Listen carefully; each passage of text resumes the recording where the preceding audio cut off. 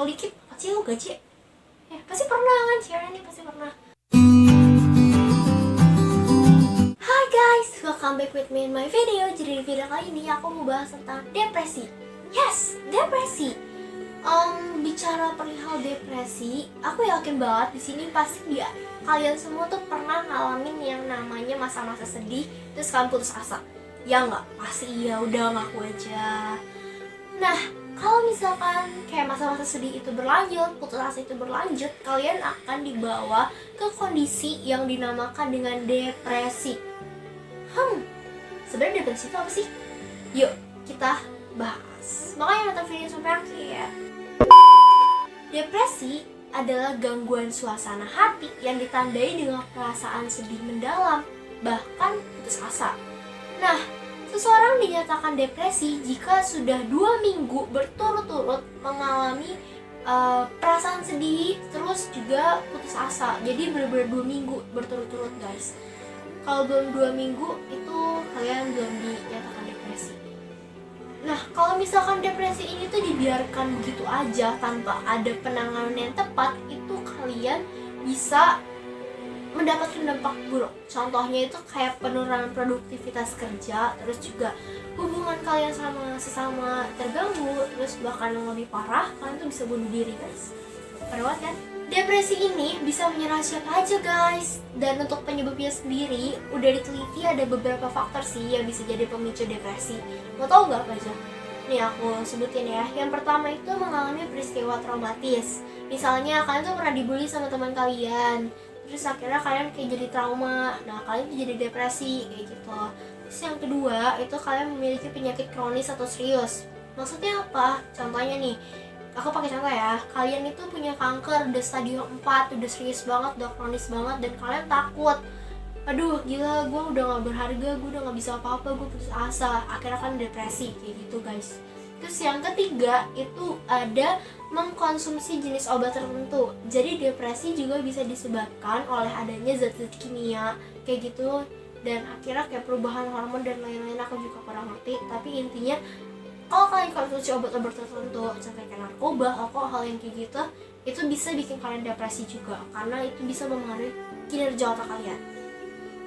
Terus yang keempat itu yang terakhir, kalian memiliki riwayat gangguan mental lainnya. Maksudnya itu apa? Contoh, kalian tuh punya anxiety disorder dan kalian jadi kayak depresi. Aduh, gue punya gangguan mental kayak gini, emangnya gue masih bisa bertahan yang kayak gitu. Itu bisa bikin kalian depresi guys. Depresi juga memiliki beberapa jenis loh, mau tau nggak? Ayo aku kasih tau. Pokoknya kalian mau tahu atau nggak mau tahu, aku kasih tau guys.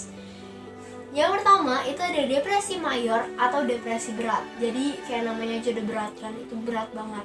Jadi depresi ini tuh membuat penderitanya kayak merasa sedih sama putus asa sepanjang waktu. Jadi full time kalian bakal merasa sedih sama putus asa guys. Dan penderita depresi ini kayak memiliki beberapa gejala. Contohnya kayak kalian gak nafsu makan, terus juga kalian mudah lelah, sulit berkonsentrasi, terus sulit tidur, terus kayak banyak pikiran yang kayak gitu, pusing sama nyeri tanpa adanya alasan yang jelas kenapa, yang kayak gitu guys. Bahkan yang paling parah itu kalian bisa muncul niat untuk bunuh diri. Ini udah bahaya banget kalau sampai situ. Gejala untuk depresi ini tuh biasanya terjadi kayak selama berminggu-minggu gitu, bahkan ada juga yang berbulan-bulan. Itu udah banyak banget. Jadi kalau misalkan kalian kira-kira kena depresi ini, kalian harus langsung hubungin psikolog atau psikiater guys. Nah, terus yang kedua itu ada depresi persisten atau distimia. Apa tuh? Jadi depresi ini tuh jenis depresi yang udah kronis, tapi gejalanya lebih ringan dari depresi mayor. Kok bisa dibilang kronis padahal gejalanya lebih ringan? Iya, karena depresi ini lebih lama waktunya. Kalau misalkan depresi mayor itu kayak mungkin sekitar 1 bulan, depresi ini yang tadi si persisten ini cuma bisa kayak lebih dari 1 bulan. Bahkan dia tuh bisa dibilang kena depresi ini kalau kalian tuh udah mengalami depresi selama 2 bulan berturut-turut. Jadi kayak full time kalian selalu merasa sedih, merasa putus asa selama 2 bulan. Atau selama 2 tahun kalian itu mengalami gejala tapi hilang timbul. Jadi kadang kalian sedih tapi kadang juga kalian enggak gitu ya, kayak gitu. Itu kalian bisa dibilang depresi. Makanya kalian harus konsultasi guys, bahaya. Terus yang ketiga itu ada gangguan bipolar. Gangguan bipolar adalah gangguan mental yang ditandai dengan perubahan suasana hati yang sangat drastis. Maksudnya apa? Jadi suatu waktu kalian tuh bakal ngerasa kalian tuh senang banget, kalian tuh bersemangat banget, berenergi banget. Tapi tiba-tiba beberapa jam kemudian kalian langsung sedih banget, kayak down banget gitu guys. Dan itu menurut aku cukup mengganggu sih. Dan perubahan waktunya tuh bisa kapan aja, mungkin 1 jam kemudian atau 1 hari kemudian, jadi gak nentu. Nah terus yang keempat itu ada depresi psikotik. Ini tuh depresi yang gejalanya tuh kayak depresi mayor tapi disertai dengan halusinasi. Maksudnya itu halusinasi gimana? Kayak kalian tuh mendengar atau melihat sesuatu yang sebenarnya tuh gak nyata. Biasanya itu terjadi sama lanjut usia, tapi gak menutup kemungkinan juga orang muda kena. Kalian mau contoh gak? Kalian pasti pernah nonton film kayak nenek-nenek udah tua, terus kayak dia sering jalan-jalan sendiri, bilang apa? Dia ngeliat anaknya. Jadi dia tuh kayak keluar buat cari anaknya, kayak gitu guys. Itu kena depresi psikotik namanya, karena udah disertai dengan halusinasi. Itu depresi juga guys. Nah terus yang kelima itu ada depresi postpartum. Apa tuh? Jadi ini tuh depresi yang terjadi pada ibu yang baru saja melahirkan. Jadi depresi juga bisa disebabkan oleh perubahan hormon. Jadi ketika misalkan kalian itu habis melahirkan nih, cewek-cewek, hormon kalian tuh berubah dan akhirnya hormon itu buat kalian sedikit kayak depresi gitu. Dan ini cukup parah sih menurut aku, karena gejalanya itu kayak kalian tuh merasa tertekan, terus sulit berkonsentrasi, terus juga sulit tidur, gak nafsu makan, bahkan sulit untuk menghasilkan ASI, kan bahaya kan buat bayi kalian. Terus juga kalian tuh kadang ngerasa kalau kalian tuh gak pantas jadi ibu, jadi kalian tuh bukan ibu yang baik kayak gitu. Dan bahkan ini tuh bisa bikin kalian berpikir buat kalian mencelakai diri sendiri, bahkan mencelakai bayi kalian. Ini bahaya banget. Ini tuh ada namanya kayak baby syndrome. Aduh lupa nama itunya apa, tapi itu cuma terjadi 2 bulan aja, 2 bulan awal, dan selanjutnya berubah kayak makin membaik gitu. Kalau misalkan kalian kena depresi yang ini postpartum.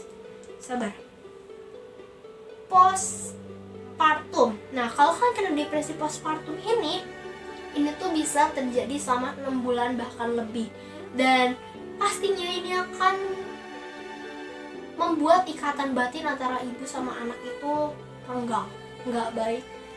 Kan bahaya juga, kasihan bayinya kan, kasihan bayinya. Terus yang keenam itu ada premenstrual dysphoric disorder. Itu apa? Yaitu kayak depresi yang menyerang wanita pada saat menjelang menstruasi guys. Jadi ketika kalian menjelang menstruasi, hormon kalian juga berubah lagi. Jadi hormon wanita tuh berubah-berubah banget guys. Tapi laki-laki juga berubah kok setahu aku. Nah kalau misalkan hormon wanita ini berubah-berubah kayak gitu, kalian tuh bakal kayak emosi kalian tuh berubah juga. Dan ada beberapa gejala. Yang pertama itu kalian tuh mudah emosi sama tersinggung, sensian istilahnya. Kalian tuh jadi kayak pasti lo kayak gitu, disenggol dikit pasti lo gaji. Pasti pernah kan, cewek ini pasti pernah. Terus abis itu kalian juga kayak sering cemas berlebihan. Aduh abis ini gimana ya. Terus juga sulit tidur, terus nyeri otot sama kram perut. Nah pasti pernah nih. Terus nafsu makan hilang, atau ada juga yang nafsu makannya malah nambah. Terus habis itu kalian suka pusing, terus juga kayak lelah gitu guys, kayak pegel-pegel dan lain-lain. Pasti pernah, yakin dong, pasti pernah banget. Nah terus gejala ini biasanya muncul 1 minggu sebelum menstruasi, dan itu tuh bakal kayak membaik, bakal menghilang pas menstruasinya itu. Jadi kayak hari pertama dapat langsung membaik kayak gitu guys. Siapa sih yang gak pernah kayak gini? Yakin nih pasti cewek pernah semua. Nah terus yang ketujuh itu ada depresi situasional. Itu apa? Jadi jenis depresi yang tidak begitu menentu. Jadi depresi ini tuh bisa datang kapan? Di waktu-waktu tertentu aja gitu. Contohnya itu kayak di waktu-waktu yang bikin kalian kayak tertekan gitu. Kayak kalian mau nikah, terus atau kalian cerai, atau kalian harus beradaptasi dengan orang lain, yang kayak gitu guys. Dan ini tuh Jadi intinya kejadian-kejadian yang memberikan tekanan tinggi ke mental kalian kayak gitu guys. Dan ini tuh bakal membaik seiring berjalannya waktu sih. Nah terus yang ke-8 itu yang terakhir, ada gangguan suasana hati musiman. Namanya tuh musiman. Jadi ini tuh kayak kalian depresi seiring bergantinya musim, maksudnya kayak gitu guys.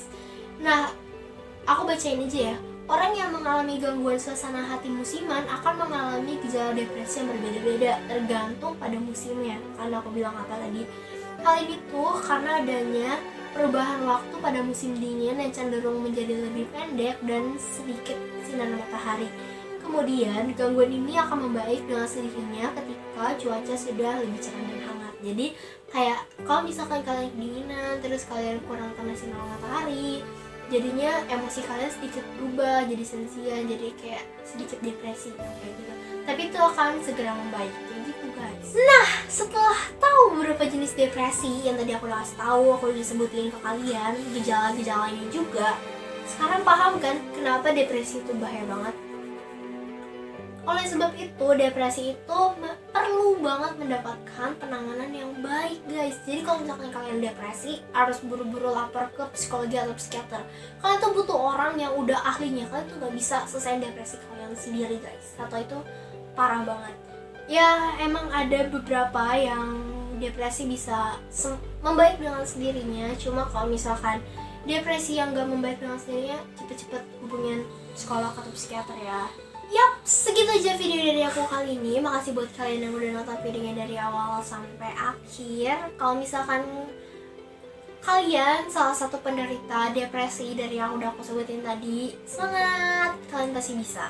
Langsung kasih tahu orang tua kalian atau kalian langsung hubungin psikolog atau psikiater ya, supaya kalian tuh bisa cepet-cepet ditanganin.